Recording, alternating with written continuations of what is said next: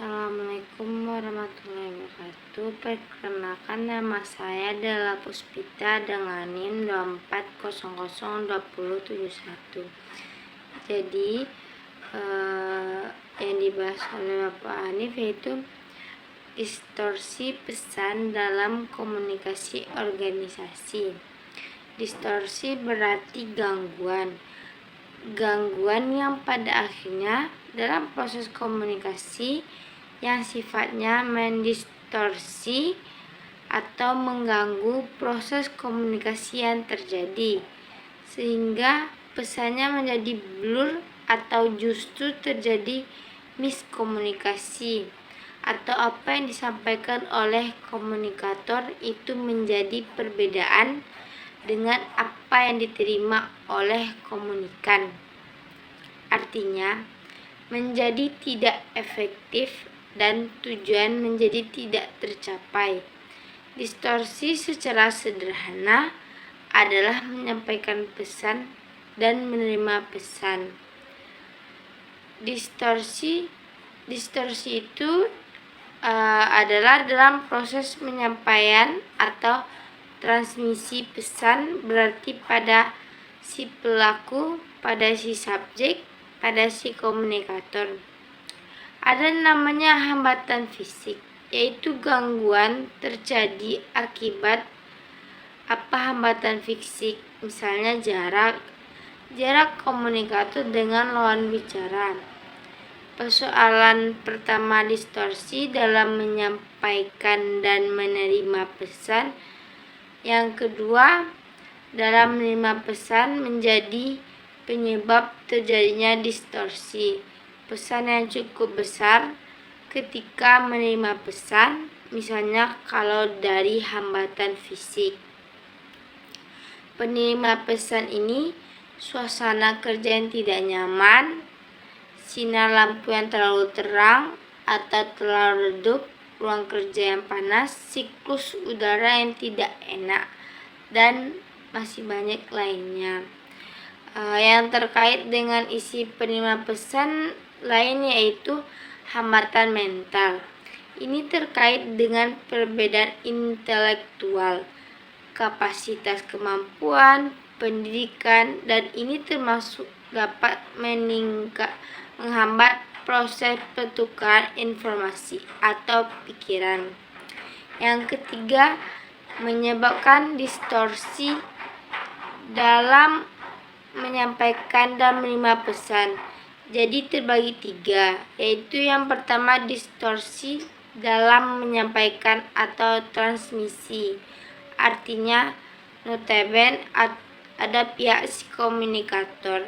Yang kedua, pihak si komunikan distorsi dalam tulisif pesan yang disampaikan. Yang ketiga,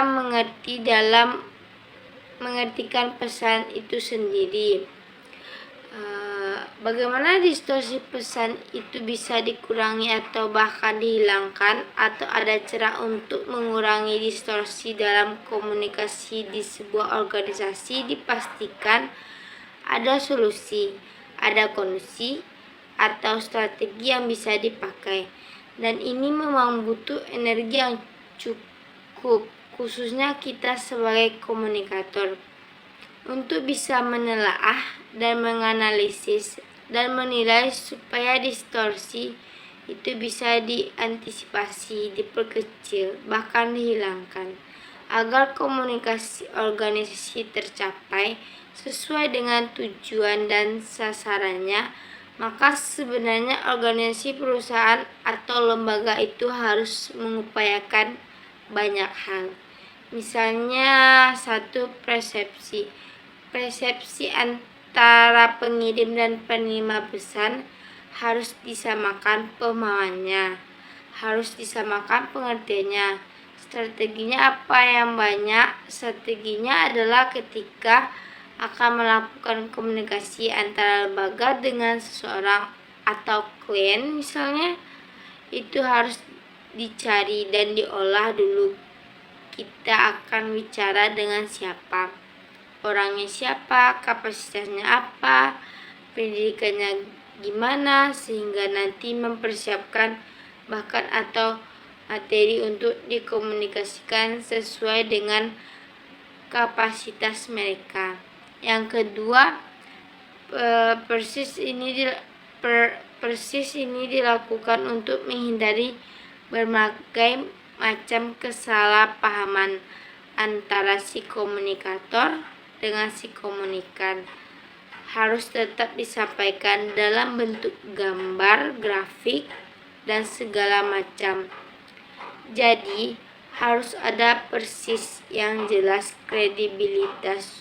Juga begitu, orang-orang yang akan menerima pesan harus dapat dipercayakan memahami inti pesan. Kredibilitas seseorang semakin tinggi, tingkat kredibilitas seseorang semakin meyakinkan orang untuk mempercayai pesan atau informasi yang disampaikan. Ada hal yang harus disadari dalam konsep distorsi. Pesan dalam sebuah komunikasi yang maha kuasa menciptakan dua kuping. Artinya 2 kali lebih besar Tuhan meminta kita untuk lebih banyak mendengarkan daripada berbicara. Kemungkinan terjadinya sebuah distorsi karena tidak inginkan untuk melibatkan diri menghargai orang lain. Untuk mendengarkan ketika mereka berbicara, kita maunya didengarkan, tidak mau mendengarkan. Sementara komunikasi terjadi efektif itu ketika kedua belah pihak memainkan peran yang sama. Ada saatnya berbicara berarti kita didengarkan. Pada saat kita orang lain berbicara, maka kita mendengarkan. Makanya dalam konsep ini perlu bagi setiap komunikator atau komunikan dalam proses komunikasi untuk mengantisipasi yang namanya distorsi pesan. Tapi harus dikembangkan, diolah, dan biasanya untuk menyampaikan pesan. Dalam mendengarkan ada 3. Yang pertama, mendengarkan isi. Artinya, penerima pesan hanya memahami, mencoba, mengategorikan, mengingat pesan ketika seseorang presentasi. Jadi, secara garis besar, mendengar isi tidak ada masalah. Kenapa? Hanya butuh energi untuk mengambil bagian per bagian yang terkait dengan isi yang akan kita tangkap. Yang kedua, mendengarkan kritis. Berarti kita sebagai pendengar dituntut memahami sekaligus mencoba untuk mengevaluasi arti pesan dari yang disampaikan oleh pembicara atau lawan bicara. Mendengar kritis hanya lebih banyak dimanfaatkan.